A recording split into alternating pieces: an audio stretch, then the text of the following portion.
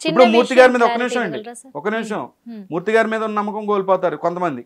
ఇప్పుడు ఆయన నమ్మిన వాళ్ళు రేపు నుంచి ఇదే మాటలతో కామెంట్లు పెడతారు. నేను చూసా ఆయన ఏదో ఒక విషయం గురించి చెప్తా ఉంటే మూర్తి గారికి ఏదో కామెంట్ల గురించి చెప్పదలుచుకున్నాను సార్. అది కాదండి, ఒక నిమిషం చెప్పనండి.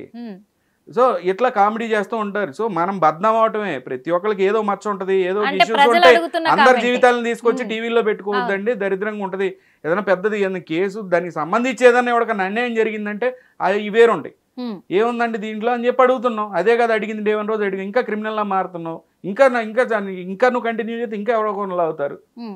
ఒక విషయం దగ్గర మీరు ఆన్సర్ కావాలి సార్ మీ నుంచి. ఎందుకంటే ఇప్పుడు గౌతమి చౌదరికి అన్యాయం జరిగింది అని చెప్పేసి లైవ్ గా తీసుకొచ్చి కూర్చోబెట్టారు కదా మూర్తి గారు. మీరు చాలా సీనియర్లు సార్, మిమ్మల్ని ఏదో మేము క్వశ్చన్ చేసేంత స్థాయి కాకపోవచ్చు కానీ ప్రజలకు వచ్చిన డౌట్ సార్ నుంచి క్లారిటీ తీసుకోవాలని అనుకుంటున్నాము. అదే విధంగా మరి అన్యాయం చేసిన వ్యక్తి మహేష్ ఎందుకు తీసుకొచ్చి కూర్చోబెట్టలేకపోయారు? అదే సమాధానం చెప్పలేరు కదా. కారణం ఏంటి? ఆయన అడిగిన క్వశ్చన్ కి ప్రపంచంలో ఎవడో సమాధానం చెప్పలేడండి. మహేష్ గారు నేను చెప్తున్నాను, ఒక్కటే క్వశ్చన్ ఒక్కటే మాటతో అట్లా లేచి వెళ్ళిపోయాడు అని చెప్పి ఇక్కడ డైలాగ్ ఉంటుంది. అదే జరిగింది. మహేష్ గారు నాకు తెలిసి ఏం జరిగిందో తెలియదు కానీ సింపుల్గా ఎజంప్షన్ ఏంటంటే, ఏ న్యాయం చెప్పి నాగిరెడ్డి అంటే నీకు నలుగురితో సంబంధం ఉంది అన్నాడంటే ఆవిడ వెనకటికి. ఓకే, మహేష్ గారు వీళ్ళకి ఇప్పుడు న్యాయం చేయాలి కానీ నువ్వు నీకు ఆడితో సంబంధం వీడితో సంబంధం ఇక్కడ ఊరుకుంటా అవసరం ఏముందండి? న్యాయం చేయగలిగితే చేయాలి, కామ్గా ఉండాలి. ఓకే, దాని ప్రజలకి ఏం సంబంధం ఉంది? ఇట్లానే వీళ్ళని బజార్కి ఇడిచారు. ఎవరిని? మహేష్ గారిని కానీ మహేష్ గారు వాళ్ళ ఫాదర్ని కానీ ఫ్యామిలీని కానీ తీసుకొని వచ్చారు వాళ్ళు బయటికి. ఒక్కటే మాట మహేష్ గారు అడిగింది ఏంటంటే, నా ఇంట్లో ఆ ప్లేటు నేను తినే ప్లేటు ఇంకొక వ్యక్తి వచ్చి ఈ ప్లేటు నా రోజు ఈ ప్లేట్లోనే నేను తింటాను అనే మాటకు ఒక్కదానికి అర్థం చెప్పండి అని అన్నాడు. దానికి అర్థం ఎట చెప్పాలైతే నాకు అర్థం కావట్లా, ఎవడో చెప్పలేడు కూడా. ఓకేనా, ఇంకా లైవ్ లో ఏం కూర్చోబెడతారు చెప్పండి? ఇదే చెప్తున్నా కదా, అరిసి మెంటలుగా అరిసి నేను పెద్ద గ్రేట్ అనుకుంటే కుదరదు. కొన్ని తప్పులు ఉన్నప్పుడు కామ్గా ఉండటం కూడా నేర్చుకోవాలి. ఇక్కడ డైరెక్ట్ గా బెదిరిస్తుంది గౌతమి చౌదరి. నాకు మనుషులు ఉన్నారు, నాకు కండబలం ఉంది, లేదంటే పొలిటికల్ సపోర్ట్ ఉంది. ఆ పొలిటికల్ సపోర్ట్ ఏంటో కూడా తెలియాలి బయట. లేదంటే యానిమల్స్ తో పోల్చారు, అవన్నీ పక్కన పెట్టండి, చంపుతాను అని క్లియర్ గా చెప్తుంది. లేదా జర్నలిస్టులను చంపుతాను అంటుంది, టీవీ ఛానల్ ఏదో తగలెడతానంటుంది. దాని గురించి ఏమైనా సమాధానం చెప్పగలిగితే చెప్పండి, ఆవిడతో సారీ అయినా చెప్పించండి అనేది నేను కోరుకుంటున్నాను. విజయ్ గారు, మీరు స్టార్టింగ్ నుంచి కూడా చేసే వీడియోలన్నీ కూడా ఈ సైబర్ క్రైమ్స్ గురించి కానీ మన సొసైటీలో జరుగుతున్నాయి. సో ఈ వీడియోస్ మనం డే 1 నుంచి కూడా ఎప్పుడు కూడా మనీ మైండెడ్ గా నేను ఎప్పుడు లేను. ప్రజలకు సంబంధించి అవేర్నెస్ వీడియోస్ ఎక్కువగా. దానిలో ఏముంటుందండి, డబ్బులు ఎవడెత్తాడు నాకు? దీనిలో పడమాగానే దీనిలో మోసపోతారని చెప్తాడు, డబ్బులు ఎత్తాడా? ఒక 100 వీడియోల పైన ఉంటాయి. 100 వీడియోల పైన ఒక్కటి కూడా కమర్షియల్ గా సంబంధించి ఏది ఉండదండి. డే 1 నుంచి ఏదో ఒక ఆఫర్లు వస్తుంటాయి, లేదంటే నాకు ఈ రోజుకి ఏదైనా ప్రమోషన్ చేయండి, లేదా యూట్యూబ్ ఛానల్ ఓపెన్ చేయండి, చేస్తే కనుక మీకు ఏదో మనీ అదే లోపల ఇంటీరియర్కి ఇస్తాను. నాకు వద్దురా బాబు, నాకు ఆ ఇంట్రెస్ట్ కూడా లేదు. అసలు యూట్యూబ్ ఛానల్ పెట్టాలని ఇంట్రెస్ట్ కూడా లేదు. ఏమన్నా ఉంటే కనుక ఈ స్కామ్లు బారిన పడద్దు, ఇలాంటి పెద్ద పెద్ద ట్రేడింగ్ ఫ్రాడ్లు ఉంటాయి, ఇలాంటి ఫ్రాడ్లు ఉంటాయి, ప్రజలు జాగ్రత్తగా ఉండాలి అనే ఒక అవేర్నెస్ మాత్రం ఇస్తూ ఉంటా ప్రతి వీడియోలో. మీ దగ్గర కూడా అదే, ఇప్పుడు కూడా ఈ సబ్జెక్ట్ కూడా అదే కోవలో మనం ఇచ్చింది. ఏంటనంటే ఇలాంటి ఇష్యూస్ జరుగుతానే ప్రజలు అప్రమత్తంగా ఉండాలి, అనవసరంగా దేనికి రియాక్ట్ అవ్వద్దు, లేదంటే ఇలాంటి క్రిమినల్ ప్రొసీజర్స్ ఫాలో అవటం వలన కాపురాలు నిలబడవు, కూలిపోతాయి తప్పితే. సో అని చెప్పి అది కూడా జనం కోసమే దీని అనాలిసిస్. రేపు పొద్దున ఫ్యూచర్లో వచ్చేవాళ్ళు జాగ్రత్తగా ఉండండి. మీరు రియల్ బాధితులు ఎవరన్నా వచ్చినప్పుడు ఇప్పుడు ఎవిడెన్స్ ఒకవేళ లేకపోయినా మీడియా హెల్ప్ చేస్తుందండి. మీడియా అనేది వాళ్ళకున్న బాధను చూపించింది. ఇలా రాంగ్ మోటివ్స్ పెట్టుకుని వచ్చి మీడియాని మిస్యూజ్ చేయొద్దు అనేది ఒకటే మన కాన్సెప్ట్ ఇక్కడ ఇష్యూ. అదే దాంతోనే మనం ఇది అనేది రన్ చేసాం ఈ వీడియోని. అదే ఇప్పుడు తప్పుగా కనిపిస్తుంది. ఓకే, దాన్ని కూడా తెలుసుకునే రోజులు వస్తాయి వాళ్ళకి ఇక్కడ. ఓకే, ఇప్పుడు ఎందుకంటే మీరు అన్ని విషయాలు కూడా సమాజాన్ని దృష్టిలో పెట్టుకొని మాట్లాడుతూ ఉంటారు. అదే కోణంలో మళ్ళీ ఒక విషయం అడుగుదాం అనుకుంటున్నాం సార్. ఏంటంటే గౌతమి చౌదరి ఒక ఆడియో లీక్ చేశారు.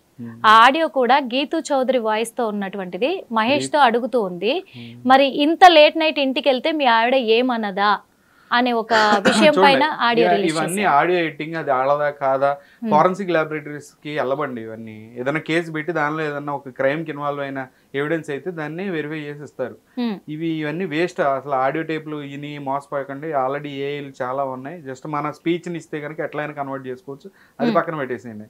మెయిన్గా మొన్న వీడియోని చూసినట్లయితే మనం 1 గంటకు ఆడది ఏం చేస్తుంది, 2 గంటలకు ఆడ చేస్తుంది అనేవి కొన్ని కలోనియల్ మైండ్ సెట్స్ ఉన్న ఎప్పుడో 200 సంవత్సరాల కింద మైండ్ సెట్స్ ఉన్నోళ్ళు మాట్లాడే మాటలు చాలా తప్పండి. అది ఆడది అర్ధరాత్రి తెల్లారుజామే 4 గంటలకైనా రోడ్డు మీద ఒంటరిగా నడిచిన రోజే స్వాతంత్రం అన్నారు. 2 గంటలు 3 గంటలు ఇంకో మొగోడుతూ ఉంటే ఏంటంటే తప్పు? ఇంక అంతేనా? ఇప్పుడు ఫిలిం ఇండస్ట్రీ మీరు చూసినట్లయితే పొద్దున పూట విపరీతమైన ఈ యొక్క కాలుష్యం, ఏది మన సౌండ్ పొల్యూషన్, సౌండ్, లారీల హారన్లు రకరకాలుగా ఉంటాయి, లైట్ పొల్యూషన్ ఉంటుంది. మూడోది వచ్చేసి కాన్సన్ట్రేట్ చేయలేరు, ఏదో ఫోన్ కాల్స్ వస్తూ ఉంటాయి. చాలామంది ఇండస్ట్రీలో ఉన్న వాళ్ళు ఏం చేస్తారంటే నైట్ టైం పెట్టుకుంటారనమాట ఈ యొక్క స్టోరీ రైటింగ్ కానివ్వండి, డిస్కషన్స్. ఎందుకంటే ఒక మూవీని తీసి మనకి పబ్లిష్ చేయాలి అంటే చాలా సెన్సిటివ్గా ఆలోచించాలి, చాలా సెన్సిటివ్గా బ్రెయిన్ పెట్టి చూడాలి. అవన్నీ పొద్దున పూట కొంచెం ఇబ్బందిగా ఉంటుంది. వాళ్ళు ఏం చేస్తారంటే మిడ్ నైట్స్ కూర్చొని పొద్దునంతా పడుకొని నిద్రపోయి రాత్రిపూట కూర్చొని ఆ స్టోరీ డిస్కషన్లు ఎలా చేయాలి, ఏంటి, రేపు పొద్దున ఎలా తీయాలి సీన్ అని చెప్పి పిచ్చోళ్ళ వర్క్ చేస్తారండి.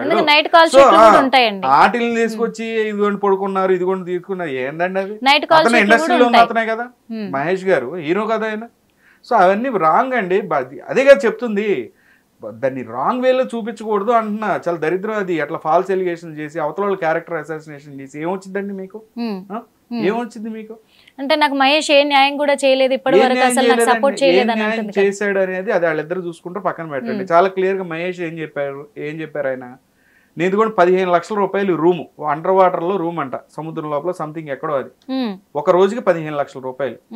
ఈవిడ ఏమంటది, నేను డ్రమ్ లాగా ఉన్నాను అందుకే నన్ను పట్టించుకోండి. మిమ్మల్ని పట్టించుకోకపోతే 15 లక్షల రూపాయలు పెట్టి ఆ యొక్క రూమ్ను బుక్ చేస్తారండి ఎవరన్నా? ప్రపంచంలో ఎవడని చేస్తారు? అసలు నాకు తెలిసి ఇండియాలో ఎవడు చేయడట.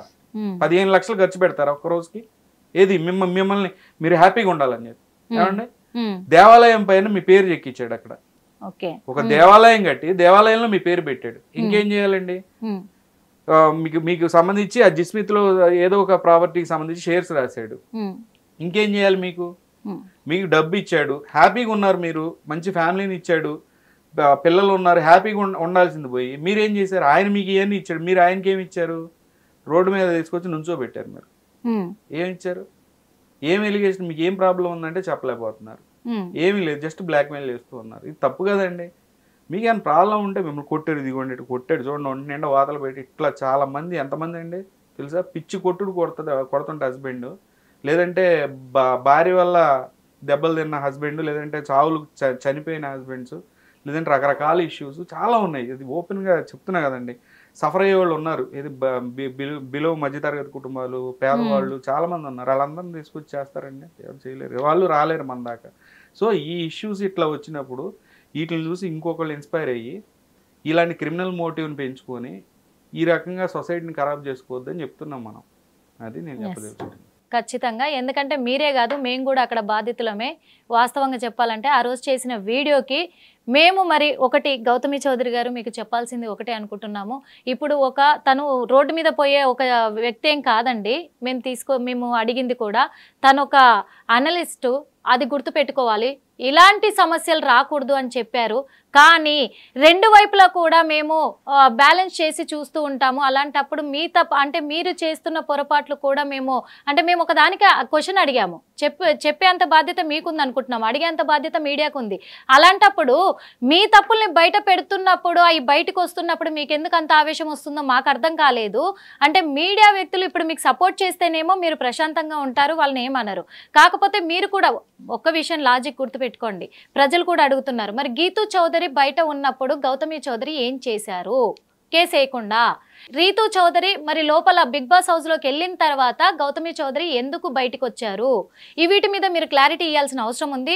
ఊరికేనే మీరు ఎలాంటి సమాధానం లేకుండా, ఎలాంటి సాక్ష్యాధారాలు లేకుండా మీకు ఇష్టం వచ్చినట్టుగా మీరు ఇన్స్టాగ్రామ్లలో ఫ్యామిలీస్ని చంపుతాము, ఈ మీడియా మీద ఏ మీడియా అయితే ఇంటర్వ్యూ చేసిందో వాళ్ళ మీద యాక్షన్ తీసుకొని వాళ్ళకు కూడా మేము టార్గెట్ పెడతాం అనే విధంగా మీరు ఒక క్రైమ్ లెవెల్లో మీరు వార్నింగ్లు ఇస్తున్నారండి. మరి గౌతమి చౌదరి గారు ఇది ఎంతవరకు కరెక్టో మీరు ఆలోచించాలి. కానీ ఒకవేళ మరి మీడియాకు కూడా హక్కు ఉంటుందండి. మీ దగ్గర ఎలాంటి సాక్ష్యాధారాలు లేనప్పుడు మీడియా కూడా తిరిగి కేసేసే హక్కు కూడా ఉంటుంది. మరి అది కూడా చూసుకోవాలి. మీరు మీడియా మీద దాడి చేస్తామంటే కరెక్ట్ కాదు. మీరు ఎలాగైతే మీడియా ముందుకు వచ్చారో అన్ని ఛానల్స్ ముందుకు వచ్చి మీకు జరిగిన ఆ బాధని మీకు జరిగిన అన్యాయాన్ని ఎలాగైతే బయట పెట్టారో అలాగే ఈ రోజు కూడా మీ మీద ఎవరు మాట్లాడేది తప్పుడు అని అంటున్నారో ఆ తప్పుని నిరూపించడానికి మీరు సిద్ధంగా ఉండాలి.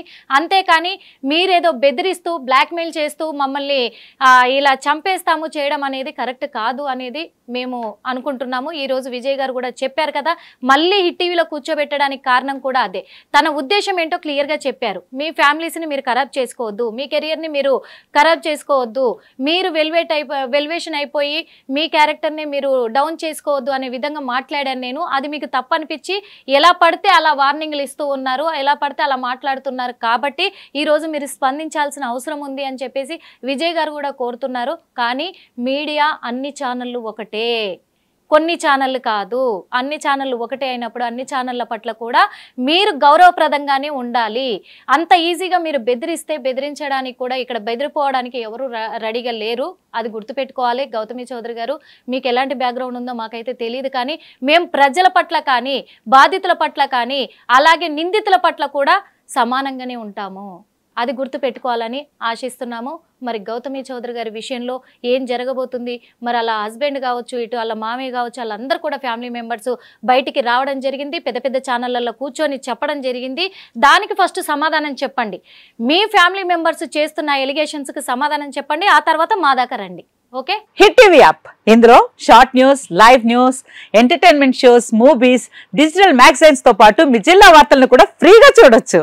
ఇంకెందుకు ఆలస్యం, వెంటనే హిట్ టీవీ యాప్ ని డౌన్లోడ్ చేసుకుని ఫ్రీగా ఎంటర్టైన్మెంట్ పొందండి. Hit TV app. Hit TV app. Please download hit TV app. Hit TV app ని ఫ్రీగా డౌన్లోడ్ చేసుకుని ఎంజాయ్ చేయండి. మీకు నచ్చిన ఎంటర్టైన్మెంట్ కోసం హిట్ టీవీ యాప్ ని ఫ్రీగా డౌన్లోడ్ చేసుకుని ఎంజాయ్ చేయండి. హిట్ టీవీ యాప్ ని డౌన్లోడ్ చేసుకుని ఆస్వాదించండి, ఆశీర్వదించండి. ఇంతమంది సెలబ్రిటీలు హిట్ టీవీ యాప్ ని డౌన్లోడ్ చేసుకోండి అని చెప్తున్నారంటే ఎంత మంచి యాప్ ఆలోచించండి. అమెరికా అమెరికా అమెరికా అమెరికాలో చదవాలనుకునే వాళ్ళకి విశ్వసనీయమైన పేరు మన శౌర్య కన్సల్టెన్సీ. UK లో 1 year masters, UK లో 1 year masters, 2 years work permit up to 5 years visa. Contact Saurya Consultancy. Contact 89851 89851.